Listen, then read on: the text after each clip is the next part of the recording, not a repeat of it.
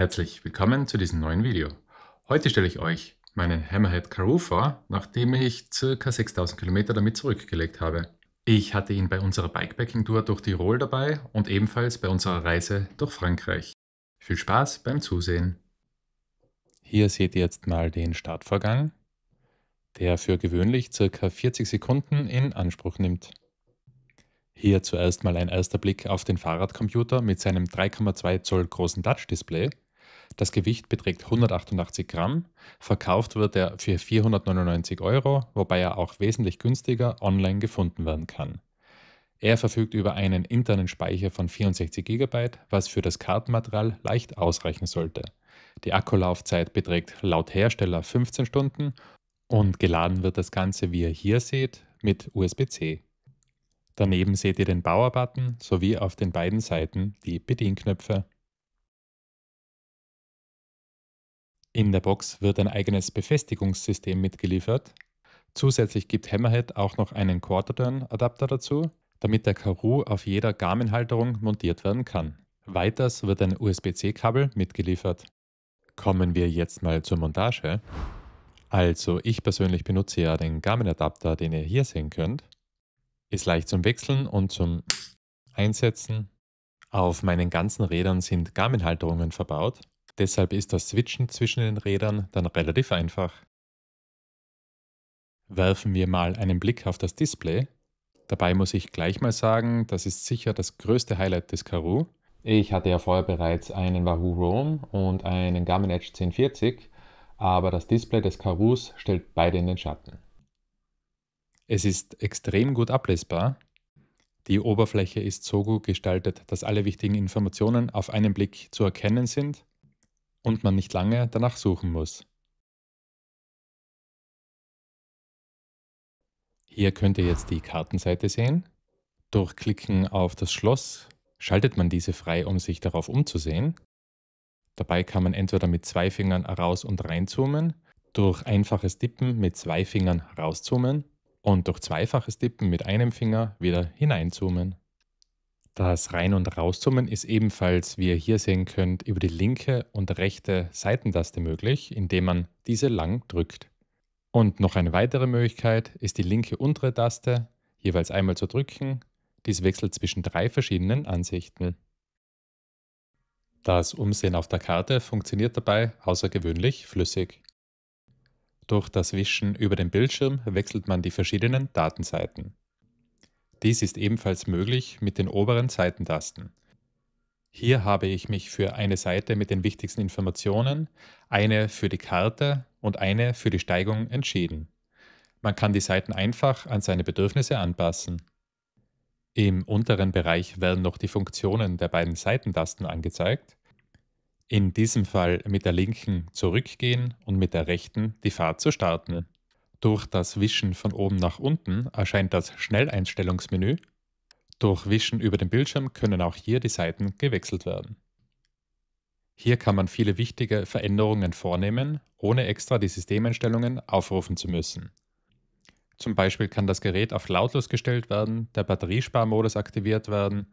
Auch das Wechseln der verschiedenen Profile ist von hier aus möglich. Weiters kann man die Helligkeit einstellen, zwischen dem hellen und dunklen Modus wechseln und die Regensperre aktivieren. Diese deaktiviert das Touch-Display und der Karoo ist damit nur noch über die Knöpfe bedienbar. Ich war bereits gezwungen, das Ganze zu benutzen und es hat einwandfrei funktioniert. Auf der nächsten Seite gibt es mehrere Möglichkeiten der Routenoptionen und hier sehen wir die ganzen verbundenen Sensoren. Das führt mich dann auch gleich zur Navigation. Ich plane meine Routen ja grundsätzlich über Komoot und hierbei funktioniert die Synchronisation wirklich hervorragend. Hier seht ihr mal meine zuletzt synchronisierten und geplanten Touren. Meines Wissens können maximal 50 Routen auf dem Gerät gespeichert werden. Zum Starten der Tour gibt es mehrere Möglichkeiten. Man kann die Tour entweder in dieser Liste auswählen, dabei hat man die Wahl der Route zu folgen oder dieser eben rückwärts zu folgen. Oder man geht einfach in eines seiner vorgefertigten Profile. Hier seht ihr schon mal die Karte. Geht auf Route hinzufügen, wählt hier wieder die gewünschte aus und bestätigt das Ganze mit Route folgen. Die Navigation funktioniert einwandfrei. Die Strecke wird klar und deutlich mit einer gelben Linie oder wie ihr hier sehen könnt, während einer Steigung mit einer blauen Linie und die eigene Position mit einem sehr gut sichtbaren gelben Pfeil angezeigt. Bei dem Kartenmaterial ist durch die vielen Details und klare Farbgebung genau zu erkennen, wo man sich befindet und hilft in fremden Gegenden enorm bei der Orientierung. Abbiegehinweise kommen regelmäßig und zuverlässig. Sie erscheinen ca. 150 Meter vor der Abzweigung. Und auch hierbei kann man entscheiden, wie der Hinweis angezeigt wird.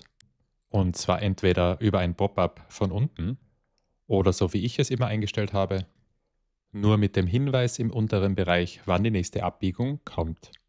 Ein weiteres für das Bikepacking extrem tolles Feature ist das Anlegen von Points of Interest im Hammerhead Dashboard, welche ihr dann auf der Karte angezeigt bekommt. Dafür geht ihr auf die Seite von Hammerhead, wählt unter den Routen die gewünschte aus, stellt hier die Ansicht rechts unten auf OCM und seht nun beim Hineinzoomen, wo sich Toiletten, Cafés, Werkstätten und so weiter befinden. Um hier nun einen Point of Interest anzulegen, geht ihr rechts oben auf Bin. Es erscheint ein Pop-up. Hier wählt ihr aus, um was es sich handelt. Gebt dem Ganzen einen Namen. Speichert das Ganze entweder als global oder nur für diese Route und klickt auf Erledigt. Dadurch seht ihr jetzt diesen Punkt auf eurem Hammerhead. Und solltet ihr diese Punkte nicht im Vorhinein schon angelegt haben, habt ihr auch während der Fahrt die Gelegenheit, durch das Reinzoomen in der Karte wichtige Punkte wie Toiletten, Brunnen, Werkstätten und so weiter zu finden. Diese Funktion hat uns bei unserer Bikepacking-Tour durch Frankreich und auch Tirol oft enorm geholfen. Sollte man sich mal verfahren oder vom Weg abkommen, funktioniert die automatische Umleitung in den meisten Fällen sehr gut. Es braucht ein paar Sekunden für das Berechnen der neuen Route. Sobald diese gefunden wurde, erscheint ein rotes Pop-up von unten mit den neuen Daten und die gelbe Linie auf der Karte verwandelt sich in eine rote für den Abschnitt, den man zurücklegen muss, um wieder auf die originale Tour zu gelangen. Mir ist dabei aufgefallen, dass manchmal die Wahl der Route etwas seltsam ist. Anstatt entlang der geplanten Route wieder auf diese zu kommen, wird oft mal ein Weg zurück geplant, der die gesamte Tour verlängern würde. Trotzdem bin ich mit den Ergebnissen der automatischen Umleitung in den meisten Fällen eigentlich sehr zufrieden, auch wenn dort Garmin sicher noch einen Schritt voraus ist. Ein Feature, das wir auf unseren Bikepacking-Touren sehr oft verwendet haben, ist die Umleitung zu einem auf Google Maps ausgewählten Punkt. Dadurch war es auf den Strecken immer einfach möglich, zu Cafés oder Brunnen und Supermärkten zu navigieren. Der Vorteil hierbei ist, dass die aktuelle Route nicht verschwindet, sondern bei Erreichen des Zwischenstopps einfach fortgesetzt wird. Hier zeige ich euch mal, wie das funktioniert. Also auf Google Maps wählt ihr den gewünschten Zielpunkt aus, geht auf Teilen und wählt im Teilenmenü die Hammerhead-App aus.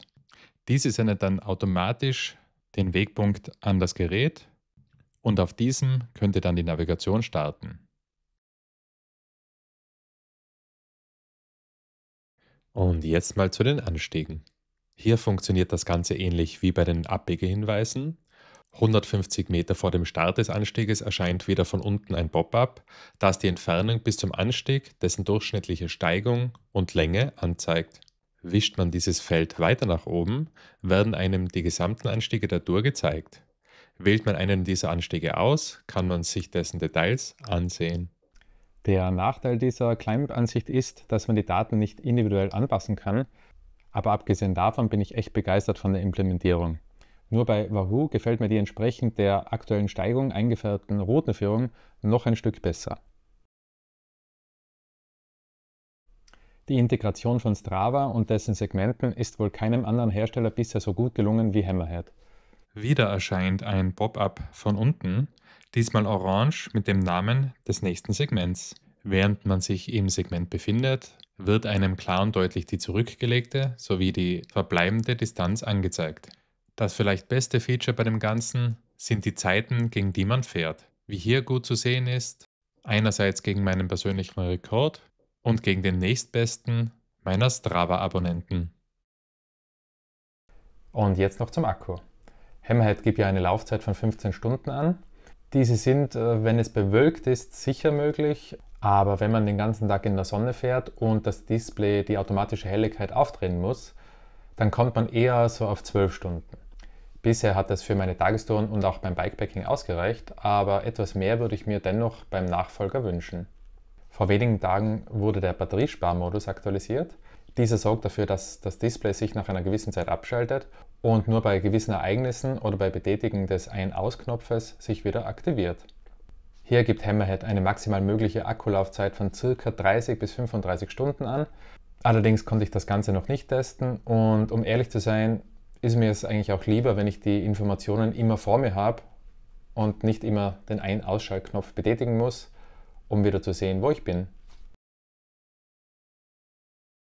So, und jetzt mal zu meinem Fazit.